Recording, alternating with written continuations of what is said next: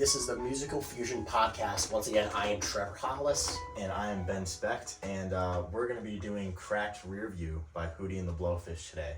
All right, I'm going to take it away, I guess. So we're going to start off with the accolades like we normally do here. So the accolades for this one are quite crazy, knowing that it's Hootie and the Blowfish, and that's like country rock, pop rock, whatever you want to call them. But one of the most popular albums of the 90s. It is 2 times diamond, 21 times platinum. It's wild. Oh boy. 33 million sales worldwide, making it one of the highest selling albums of all time. The highest selling debut album in music history. The album has won Grammy Awards, Billboard Music Awards, and American Music Awards for the album. And there's still a lot more here. Released 4 singles to crack the top 20 on the Billboard Hot 100. Dang. Oh, man. Let Her Cry at number 9, Hold My Hand, number 10, Time at 14, and then Only Want to Be With You at number 6, which we will talk about those songs here in this episode. Number 7 on the Billboard Decade End chart for the Billboard 200 in 1990 to 1999. So it was the 7th best-selling album of the 90s, according to Billboard. That's unreal. That is unbelievable. Of course, it was number 1 on the Billboard 200. It was number 1 on the Billboard 200 year-end chart for 1995, aka the best-selling album of 1995 in the United States. This one is a fact that I guarantee you nobody knew, and I didn't even know either. An additional 3 million copies were sold through college clubs. Really? So how does that work? They just I have no idea. I guess through they didn't count it as Nielsen SoundScan sales because there was no they didn't scan the barcodes. Oh, that's gotcha. Weird. 3 million college kids cracked rear view. I'm sure there were more than 3 million. And this is from 94, correct? Yeah, 94. Yes. That's right. crazy. Wow. And then 500 million Spotify streams to date for the entire album. That is a great number. I'm glad people today are still listening to Cracked Rear View and Hootie and the Blowfish. All right, sweet. Well, we got the track listing coming up next, and we are going to get right into it. See you then. All right, guys, here we are with the track listing, and we're just going to go track by track here, sharing our thoughts as we go. And the first track is Hannah Jane, which is my favorite on the album. You love Hannah Jane, I think. Yeah. It's very, very interesting that I started off with my favorite.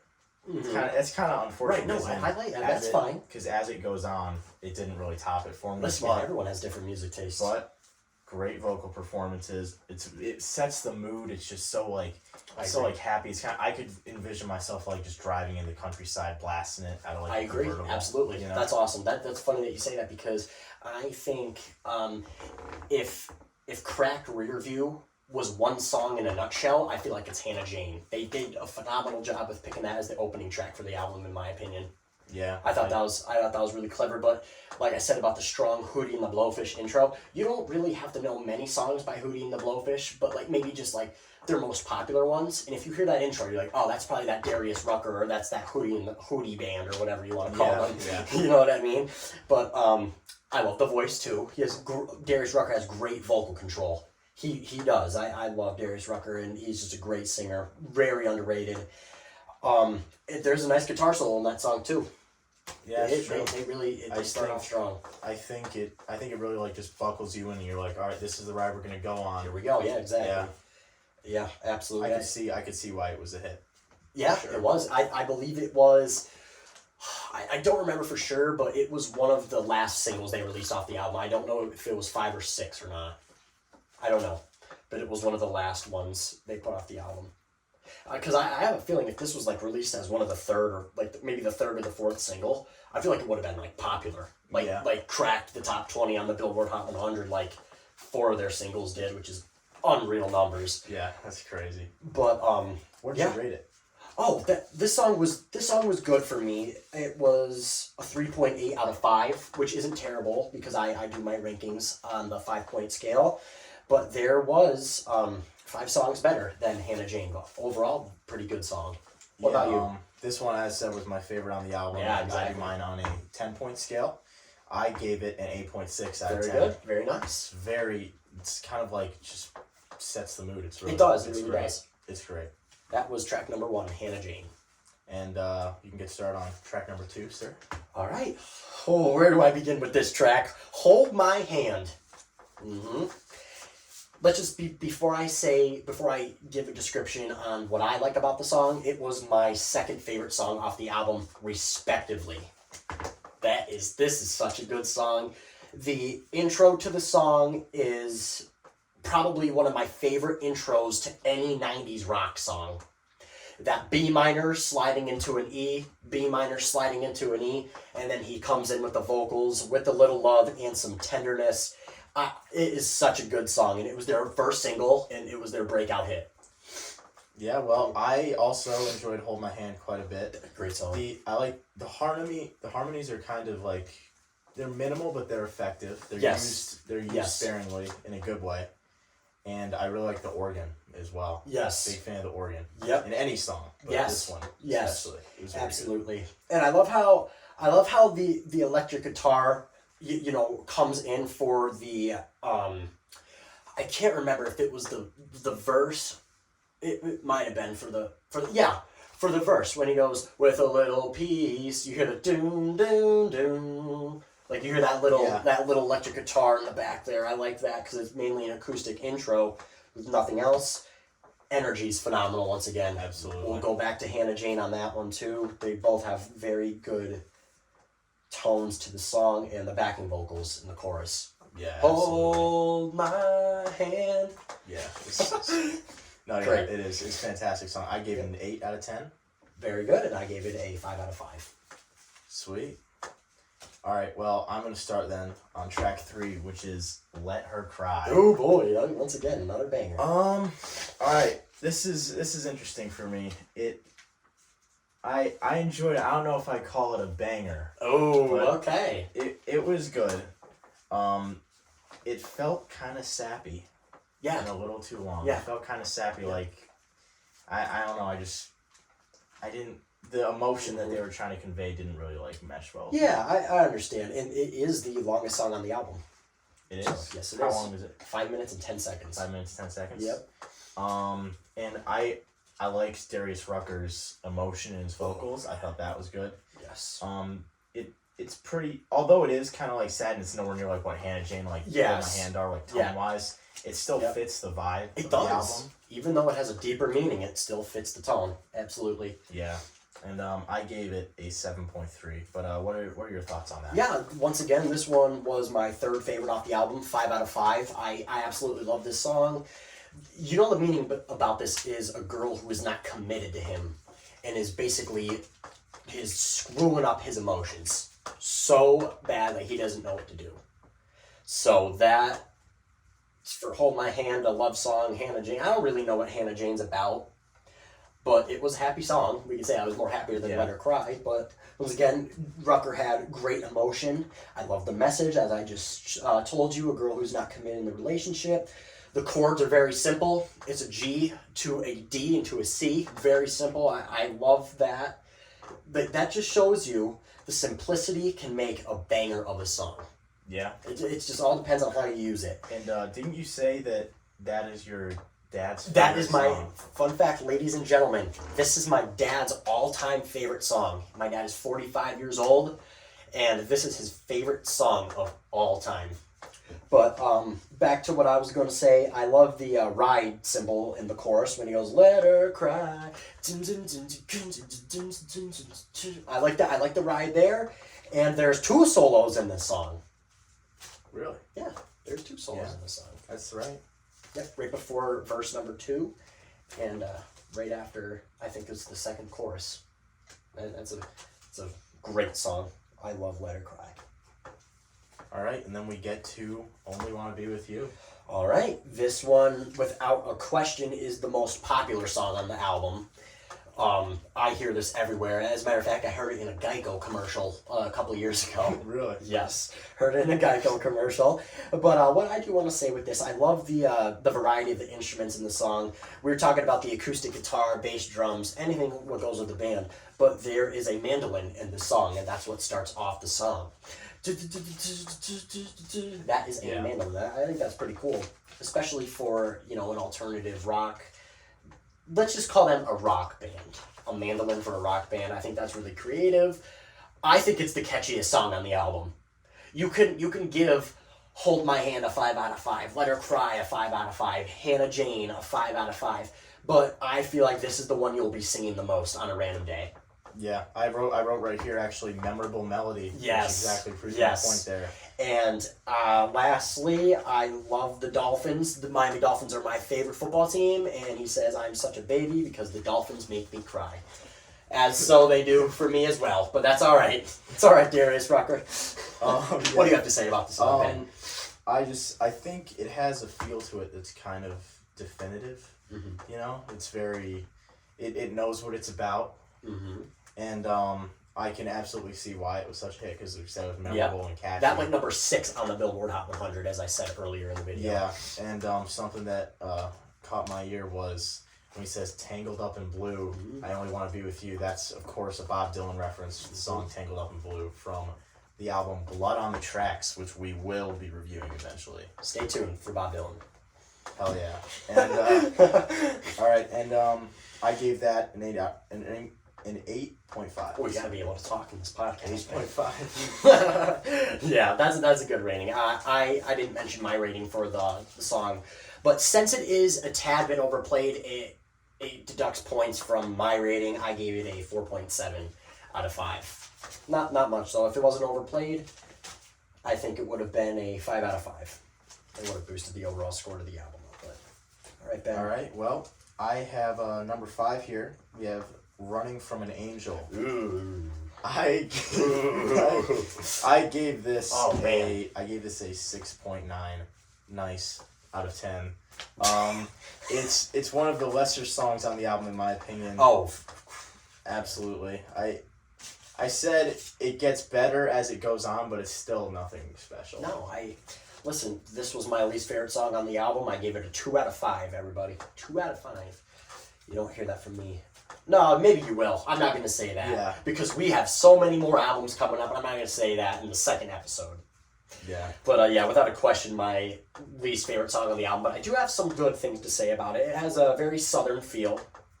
Because we all know, where did they graduate again? They graduated from the University of South Carolina. That's it. They're from I remember you were coming into school and talking to me about it. You're like, oh, I'm applying for these colleges. And I'm looking up online and it said all 4 members of Hootie and the Blowfish and the what is it? The Alumni? Alumni. You gotta talk too, man. Alumni, yeah. Yeah, but as I was saying, very different from the singles, of course, like, let's say Hannah Jane, Let Her Cry, Hold My Hand, Only Want to Be With You.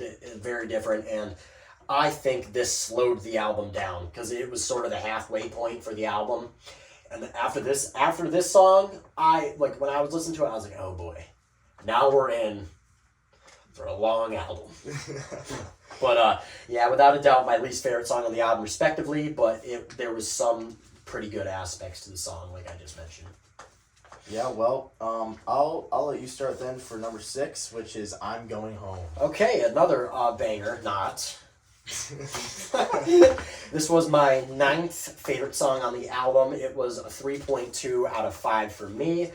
Way better than Running from an Angel, but both were very generic rock. Very generic. It had Hold My Hand vibes. Like, hey Mom, guess what? We're going to the Salvation Army. Let's try and find Hold My Hand. This is what you would find on that mission. Yeah. Not bad. I see. Good. You see that, right? Yeah. You see that? I think this had a really, really strong guitar, but it wasn't as strong as Let Her Cry just because of the emotion on that track. But once again, I think the chorus is very basic, and there's a lot of motion towards the end when Darius really gets into his feels and his emotions with the meaning on this track. Yeah. Overall, not a terrible song, but there was better ones, of course. Yeah. Well, Trevor, this is where you and I differ. Yep. This is my hot take. Yep. This is tied with Hannah Jane. I give Wow. them both an 8.6. Wow. I can't see that for me. It has a great acoustic opening, and it was heartfelt in a way I thought Let Her Cry was kind of lacking. That's... See, that is where you and I totally differ. I like Let Her Cry. You're like, you know what? It's okay. And I do not like I'm Going Home. I'm more of an I'm Going Home guy. Wow. It brings, and what I mentioned in the previous episode about a lot of the songs on Led Zeppelin 4, they bring certain elements in if they're like repeating certain things so it doesn't get boring to listen to. Exactly. And they do that on this song. Really appreciate that. So I gave it an 8.6. Very good. It's like tied. There you go. Exactly tied. Well, you know what? It's good to see, though, like, you showing love for a song that isn't a single, and I guarantee you, like, besides the 36 million people who have the album to date, I bet you anybody else outside those 36 million don't really know the song as well as, you know, the singles. So it's good to see the appreciation. I wonder where it is on, like, the Spotify list, like, on the album. Which ones are the most streamed? I wonder. But I don't know. It's not bad. All right, Ben, take it away. Track number 7. All right. Number 7 is Drowning. Mm-hmm. The title doesn't really match the sound. Yeah. But the lyrics do. It has some pretty good harmonies. It's not as effectively done as some of the other ones. I wasn't huge into the song personally. It's not something I'd really go back to. Yeah. It's just, it was kind of, as soon as it started, I was like, all right, so when's this gonna be over? Yeah, right. So it was like it was the Running from an Angel. Yeah. For you. It was, although there's one, actually, I'll correct you there. There's one other song that is, we're gonna get to that is. Yeah, I think certainly they both rank low on our list. I think we're in the same spot with that one. Yeah, but this one I gave a 6.8, so it is my lowest rated so far. Yeah, that's not bad at all. What'd you have to say about that? I had to say about what I had to say about this one is it was very solid. This is my 5th favorite song on the entire album. I gave it a 4 out of 5. It was more on the rock side of things. Like we're gonna cross over into alternative radio, mainstream rock radio, active rock, modern rock radio, anything like that. But I think without a doubt it was the fastest song on the album. That's what I have down right here. I love the riffs in verse 2.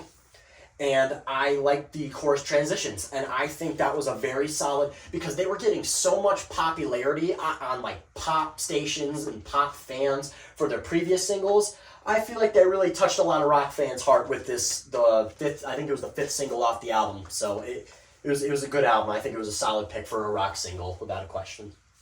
Yeah, and and you said 4 out of 5. Yeah, I said 4 out of 5. It was my 5th favorite song off the album. Very solid song. Next up, we have one I know Trevor's a big fan of, so I'll let him take it away.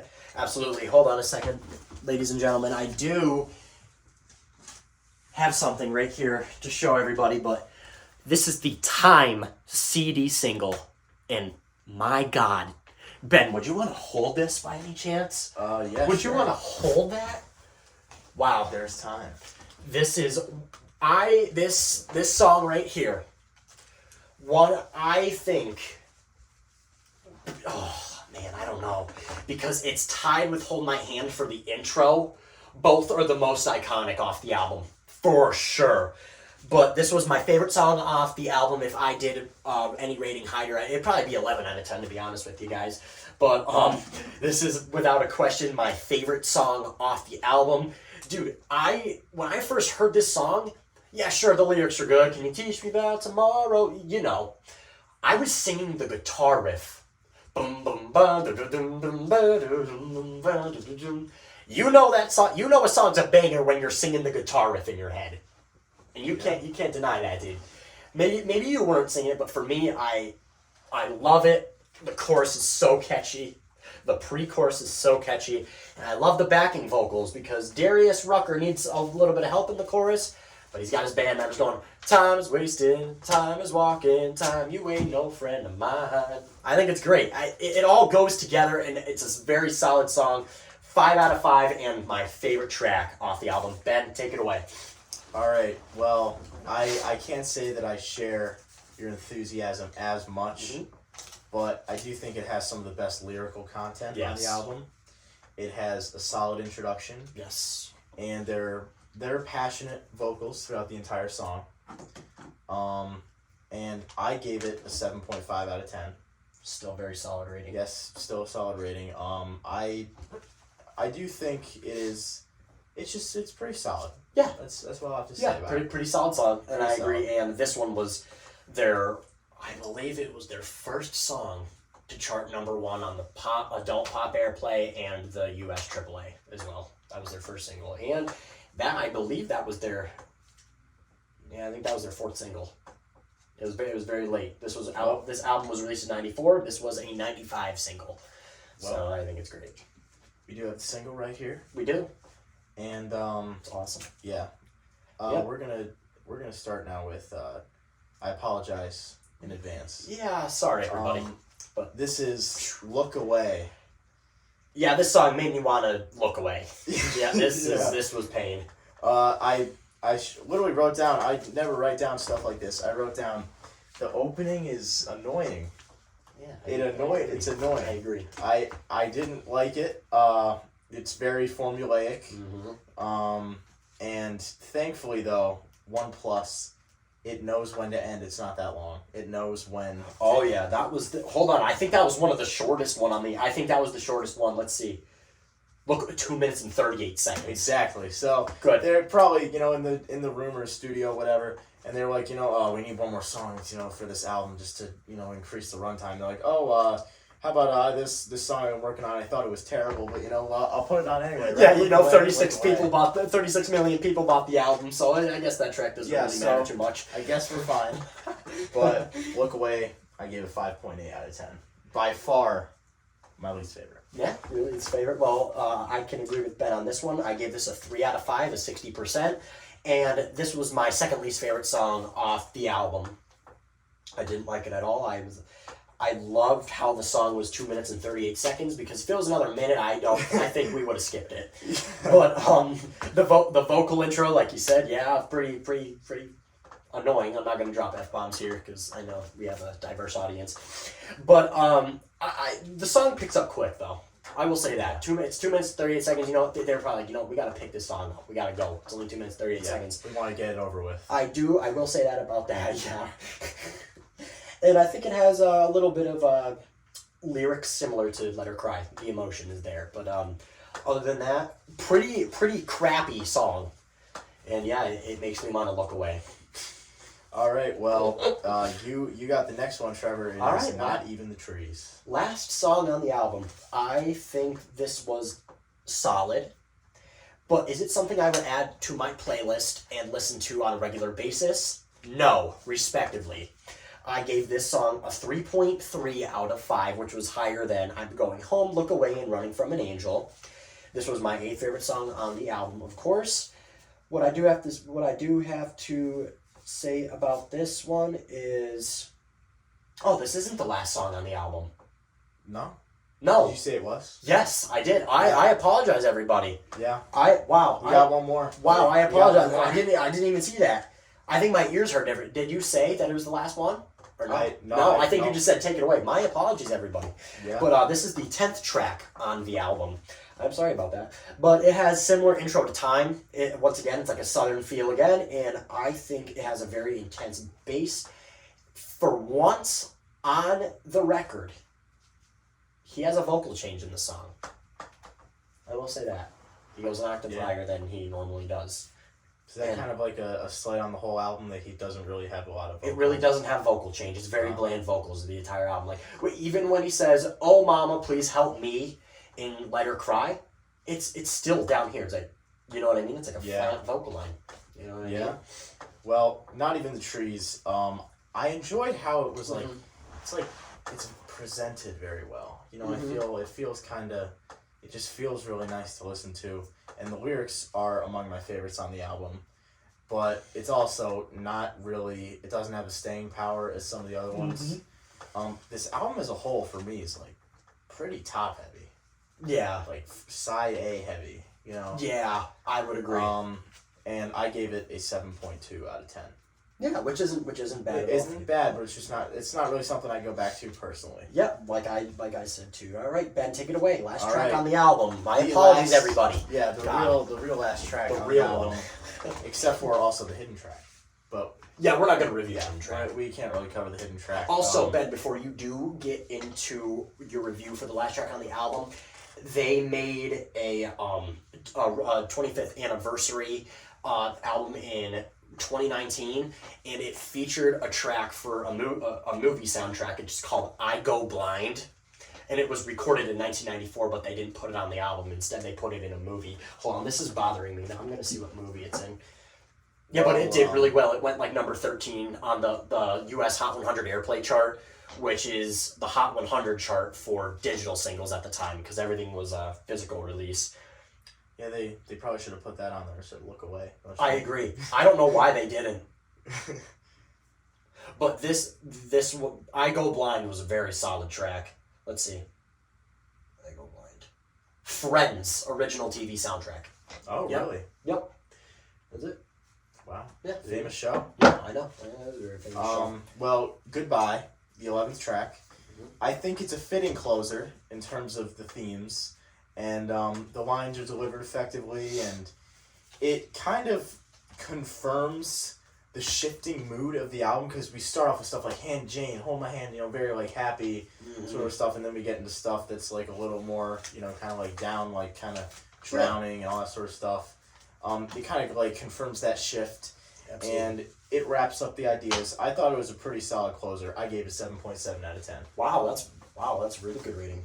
Is that higher than Time? No, I'm sorry. Hold My Hand.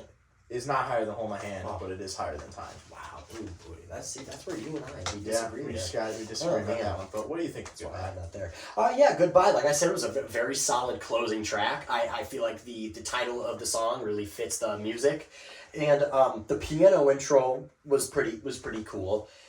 Getting into the feels a little bit with just the music in general. Rucker's feeling his vocals, and everybody else is feeling the music. So I feel like that's a good aspect of that song, and I feel like this was the most ballady song on the album. I know Let Her Cry that's a really sad song, but I feel like since the album is like over or done with, and it's a goodbye to Recording Crack review, I think this was the most ballady track on the album. But I gave this one very solid track as well. I'm right where about he is, 3.5 out of 5, and this was my 7th favorite song on the album. But would I put it in my playlist? No, respectively. Yeah. Well, that wraps it up. And we're going to get right into our overall thoughts and ranking each track. That's right. All right, everybody, like Ben said, we're going to get into track rankings and overall album review. So here I will start, of course. My favorite song on the album was Time. Then we go to Hold My Hand. Let Her Cry at number 3. 4 is Only Wanna Be With You. At number 5, I have Drowning. 6, Hannah Jane. 7, Goodbye. 8, Not Even the Trees. 9, I'm Going Home. 10, Look Away, and my favorite track on the album, Running From An... I'm just joking. My least favorite track at track number...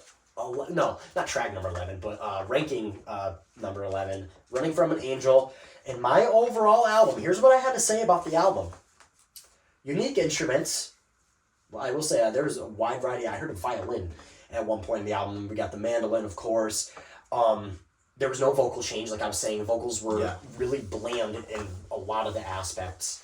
But a good thing about Gary Strucker, he made the lyrics catchy, which was good.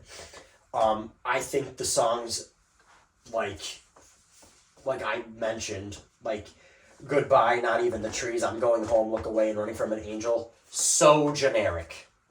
Very generic and bland. Overall, it had a great vibe. It had great messages. I will say this. I am more biased towards 90s music, but I gave the album a very mid rating at a solid 77 out of 100. Ben? All right.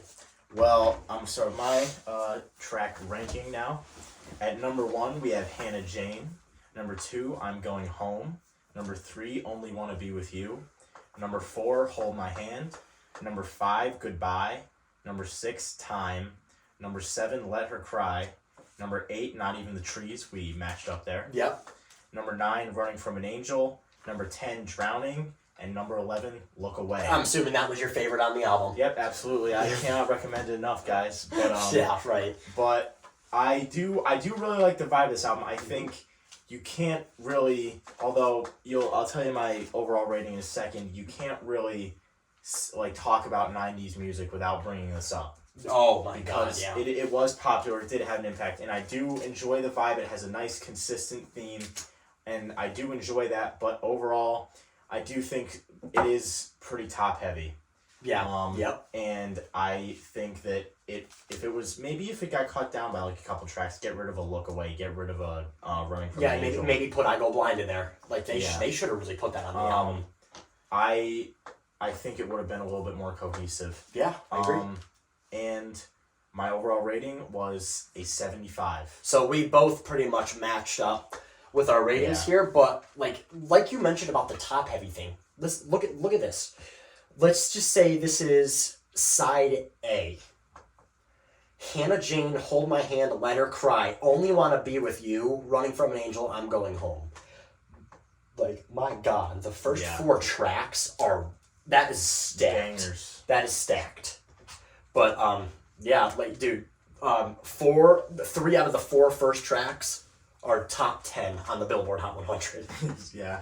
Jesus. Yeah, but like you said, it had very solid impact on 90s music. I wonder if that was intentional, which I don't really agree with them doing that. But Me either. Yeah. They only had time on side A. Time was on B. My fault. So, yeah. I think they should probably spread that out then. You know. Yeah, absolutely. But yeah, I mean that about wraps it up for Cracked Rear View. Absolutely. Stay tuned for episode 3. We have yet to decide the album for episode 3. I'm sure we'll decide that soon. But once again, I'm Trevor Hollis. And I'm Ben Specht. Thank you guys for listening. Don't forget to like this if you're watching on YouTube. You can catch us on YouTube and on TikTok. Yeah, we put our links in with our channels, so I'm sure you can find us pretty easily. Yeah, well, that just about wraps it up. So there we go. I am Ben Specht. I'm Trevor Hollis. We are Musical Fusion. Yep, thank you guys. See you next episode.